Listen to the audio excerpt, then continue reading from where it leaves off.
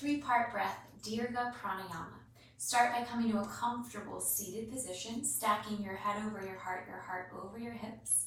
I invite you to take one hand over your navel, one hand over your chest. So you're going to inhale as you fill up the belly first, feeling the pressure of the hand on the belly, then fill up the ribs, then the chest. Pause, hold the breath at the top, then slowly, gently exhale through the mouth, emptying the air from the chest, then the ribs, then the belly. So it looks like this. Inhale and exhale.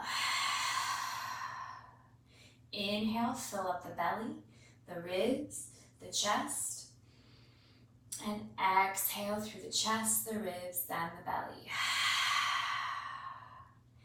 And you can get into counting the seconds of your breath, inhaling to the count of 4, hold for 2, and then exhale to the count of 8.